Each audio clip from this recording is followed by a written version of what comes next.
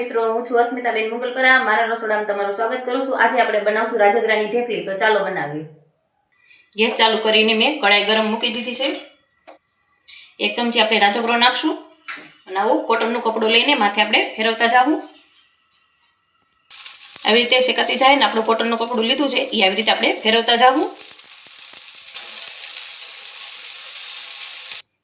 શેકાઈ ગયું છે. હવે આપણે એક ડીશમાં કાઢી લેશું. આવી રીતે જ આપણે બધી શેકી લેશું.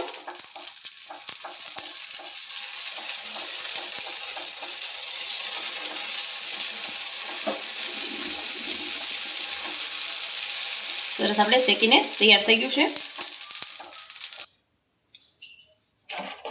આપણે શેકીને તૈયાર કરી લીધું છે. હવે આપણે એનો પાક લઈ લેશું. મેં કડાઈ મૂકી દીધી છે અને અડધું પાવડું આપણે તેલ નાખશું.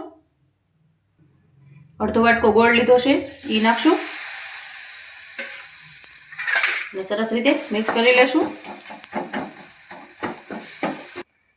અડધી ચમચી આપણે ઘી નાખશું અને સરસ રીતે આપણે પાક લેવા દઈશું. આપણો પાક સરસ આવી ગયો છે. હવે આપણે નાખી દઈશું. એમાં નાખતા જાવું અને હલાવતા જાવું. આપણે એક ડીશમાં કાઢી લેશું.